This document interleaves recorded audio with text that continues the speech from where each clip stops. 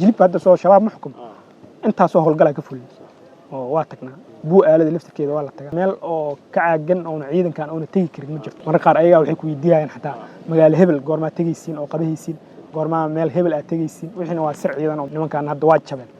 oo waxa u hara un wax yara u haray jabkoodin hadda waa almost hadda waa kala firdhadeen hadda san hadda ku qiimeey karna xaaladooda military marka fiirisid furihii dagaalkan waa laga wareeyay taasoo anaga mid noogu muhiimsan ah inaan furaha dagaalka anaga gacanta ku haynaan raadiya ciidamada qalabka sidana horumar fiican buu sameeyay hadda maalmihii la soo dhaafay hadda howlgalladii ugu dambeeyay siiba howlgalkii jannaale aniga waxaan ugu jira dagaalka wariye ka tirsan idaacadda oo aan arkay xataa mar qaar ciidanka inuu kasii horumara oo aan dareemayo geesinimada oo xabadii socota oo anaga naga horeeyay macnaha mar qaar oo nagu garab orday xabadii socota oo uu duwanay waa wax aad ciidanka moraalkooda kor ugu qaada oo ay dareensan yihiin in la og yahay oo askariga uu dareensan yahay in laga warhayo oo kulli isweydiinayaan hay 25 la jooga kood bisha la jooga ay taleefka lacag soo dhacdo meel fog laga yimid marka qaar waxa jirtay aanan 7 bilood 8 bilood waxba la qaaday ciidan daacado cadowgeedina la dagaalamiyo danaba la helay duceeynayo waan ku deehirsanay dalacsiin horliya darajay muteen danab waa guud waxay ka hawl gashaa deegaanada sida labada gobol ee Shabeellaha Hoose oo kale inta badan oo mariyo iyo galmudug oo kale ma jirtaa qorshe ah in lagu ballaariyo guud ahaan gobolada dalka Soomaaliya horta ciidankan danab waa guud hadda gobolada dalka dhan oo ka howlgalaa beesaskana meelaha qaar oo san ku lahayn maahan hadda maanta meel oo ka caagan oo ciidankan oo tagi karin ma jirto meelaha ay ayaga haystaan Ilaahay ka dhigay waa tagnaa jilib hadda soo shabaab ma xukum intaas oo howlgal ka fulin oo waa tagnaa buu aalada laftirkeeda waa la tagaa meel aan macnaha la tagin oo Soomaaliya ku taal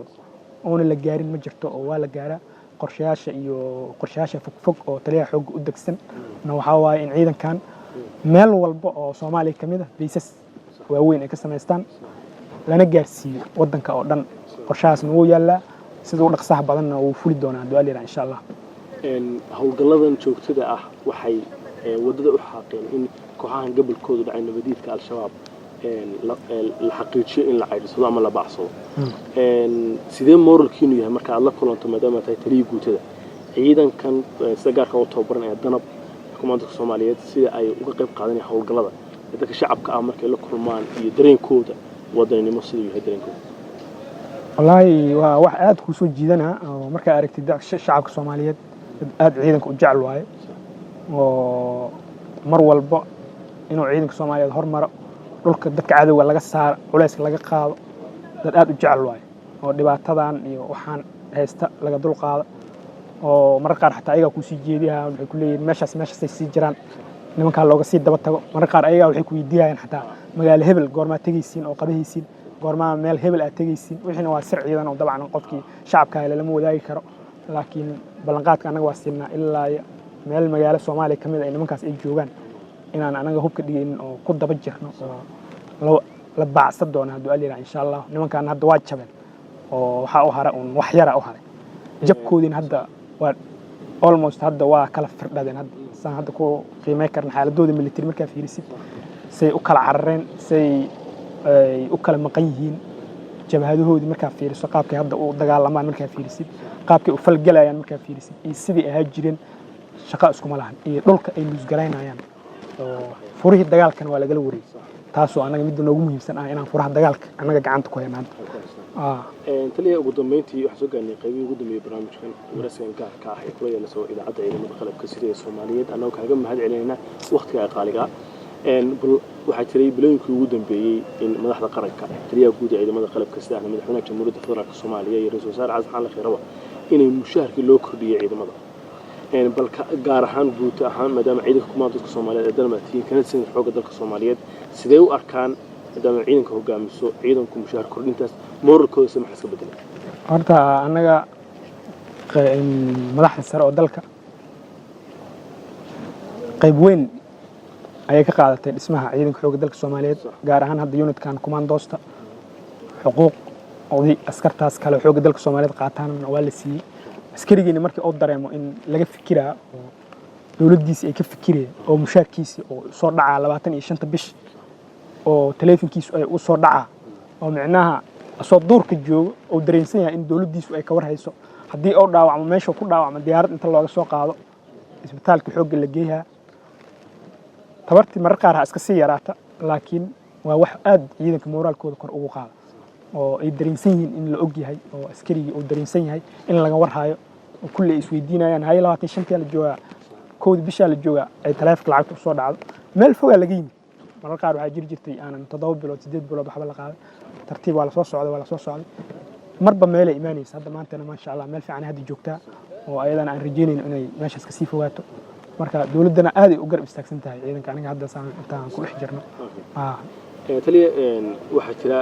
idaacadda ciidamada qalabka sida qayb ka tahay hawlgallada la raacda ciidanka xoogga dalka Soomaaliyeed rag ka tirsan waxay u shahiideen iyagoo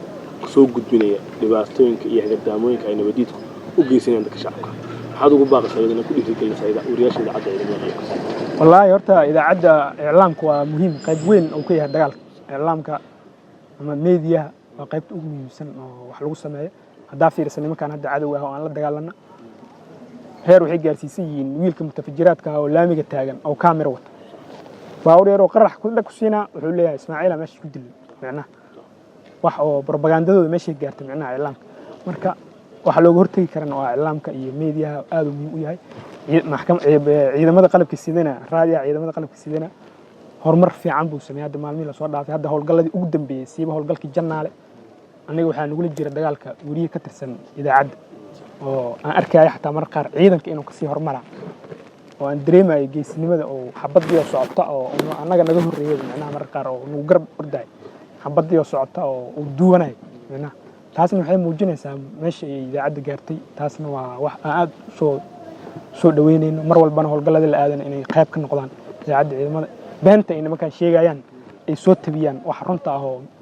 xaaladda marka dhabtaa oo meeshaas taagan ay ummadda Soomaaliyeed u soo gudbiyaan aadan u soo jeedina waxa ku daawanaya shacab Soomaaliyeed waxa ku daawanaya shacab xorka ah kooxaha gobolkooda dhacay waxa ku daawanaya shacab wali tuulooyinka Dhuumaaleysiga ku sugan yihiin nimankani ay ku hagardaameenayaan ku dhibaataynayaan waxa ku daawanaya shacab Soomaaliyeed oo jecel ciidamada qalabka sida guud ahaan gaar ahaan ciidanka xoogga dalka Soomaaliyeed waxaad ugu baaqsay wallahi shacabka Soomaaliyeed meel walba joogaan horta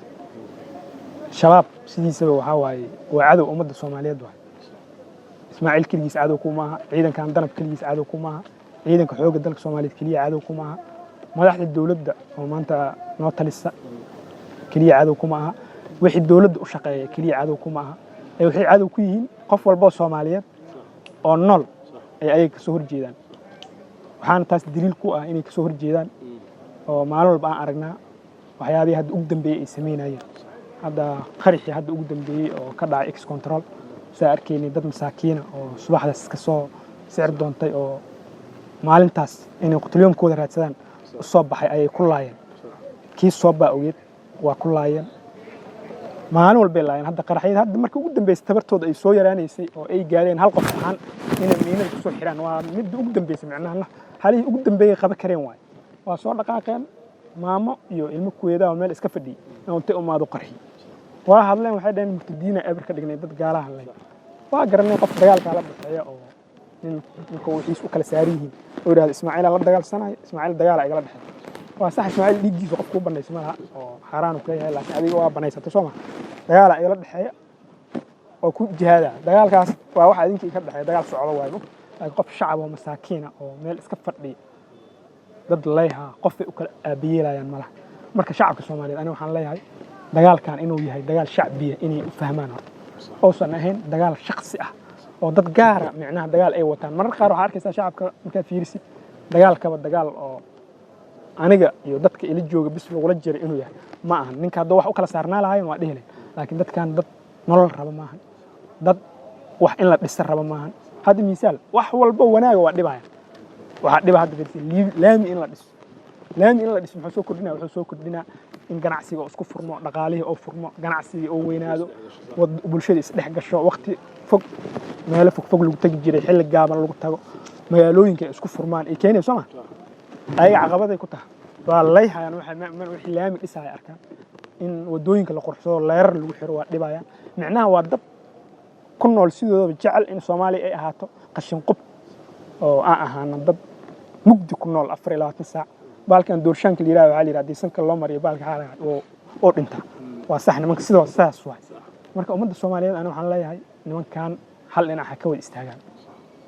hal dhinac ha ka wada istaagaan waxa waaye markii dagaalka la galo weerarada ingili jirna oo leeyahay weerarada waxa jir markii la soo weeraraya labada xaafad marka qola markii la riixo la buriya waxa la yiraahdaa waa jabeenay qola gadaal ka dhacdo ku dagaal ku jira ma qola jiibisa gadaal joogta marka waa jabeenay kuwaas waa jabeenay markii qolaas waa jabeen inay jabeenay ogaadaan macnaha waa yaan marka nimanka ani waxaan leeyahay shacabka nimanka waa jabeen laakiin inay jabeen wali ma ogey ha dhahaana waa jabteen shacab intaas xataa hala soo baxaan macnaha waa jabeenay wax weyn waay ha gaarsiiyaan macnaha oo ha u sheegaan hadda wax kale aadan ku sameey karin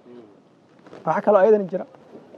dadku waa isqaanaa Soomaalidu waa isqaanaa dad ehelaa leeyahay dad qaraabaa leeyahay qabiila la isku xirmaa meel walba la isku xirmaa qof walba qof shabaab oo yaqaana waa leeyahay waa taqaanaa ninkan adiga doon ku dhibaateen ummadda Soomaalidu dhibaataya haddii awood meel amarsiisa weemeys shacabka Soomaaliyeed waa ka badbaadi kartaa macnaha adeerka hadduu dhalay aabaha hadduu dhalay ummadu leeyna macnaha dadkaas oo laayeen adiga hadhow qeyba ka tahay aakhiri adduun waxba laga weydiina inaad sheegto marka aad dhahdino ninkan ummadu leeyna sid indirect ah ku bixis dadka qaar waxay leeyeen meel aan u marsiino ma naqaan ana mu maleynaa ma marsiyo ma noqon kartaas maanta waa la horumar internetka la heystaa booliska waa si horumaray oo qadad caalami ah sameysteen ina gudbistaa tiraadkii hebel ah oo in adeerka ah oo balaay qabaha magaalada soo galay hal ogaad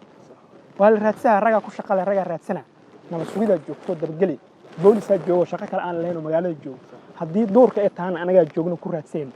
degmadu raba ha joogo anaga ugu daadeen noo sheeg ha soo gudbiyaan marka waxyaabaha qaar waxaan leenahay dadka shacabka ah wali way gadaal u dhiganayaan waxaa la rabaa shacabka dad fiican way jiraan oo soo gudbinaa nimanka dhaha cadow u arko in la soo gudbiyo dadka oo aanan hoos lagu haysan bahalku cunaa waay waxa dhacaysa marka qaar nin aad gudaha ku haysatay oo nin caadi ah u haysatay maalinta ku xigto idaacadaha ka aragta soo dhaha oo istishaadiyaan galay oo islaamkii aan leeyahay qaraxas oo qarxiyana nin saaxiibka ah inuu ku dhinto waa huba inay dhacdo qofay ku dhacdo dad badan ku dhacdo waa jirta marka intii aad hadda ka gaarsii kartiin Soomaaliya waxaan leeyahay dadkan hal dhinac laga wada maro qabiil ma leh waxay yihiin ma Soomaalida xataa baalka qabiilka aad u weyn haddii xataa qabiilkaas xataa aan xisaabino oo dhahno dagaalkii soo baa ma qof dilay 500 oo qof tada 1000 qofood dileen Soomaaliya oo dhan Soomaaliya warqaab qabiil xataa u raasay dar afan warninkii nin adeer laayeen nimanka qaab noocaas ku raadso daadan qaab kale xataa aan rabin ku raadsan nimanka fahmoodido shabaabni hadda ka hore nin adeerkay dileen mid qaraaban la dileen waa qaabkaas ku raadi haddii aad qaabka kale dawladnimada aad inaad kula dirirto aadan ogoleen qaabka kula dir nimankan waxa waaye wax ay dhaafayaan malaha maanta haddii aan waxay gaarsiiyaan adeeg ku soo socdaan qofkaas soo socdaan ummadan inay dhameystiraan marka tala ahaan aniga shacabka Soomaaliyeed intaas ka codsanayna shacabkana uu garab taagan yahay boqolkiiba boqol uu garab taagan yahay waxaan rabnaa marka nimankii waa jabaan cunug dugsiga markuu diido waa shamsi lagu qaadaa waa shamsi mar nimanka waa shamsi si fiican loogu qaado waa jabaan wax yar u haray insha Allah bilaha soo socdana guulo badan maqli doontiin haduu aleeyahay insha Allah oo dalka inta ka dhiman oo ay gacanta ku hayaan in dib looga xoreeyo taasna hagideeda iyo tilmaamteeda iyo goorta ay noqonay taliya xoogan ka sugayna haduu aleeyahay insha Allah asaan loo hormuud ah seena ka go'an tahay in dalkan laga xoreeyo iyo madaxda dalka kulliba ka wada go'an tahay insha Allah ta'ala marka adinkan aad u mahadsantiin insha Allah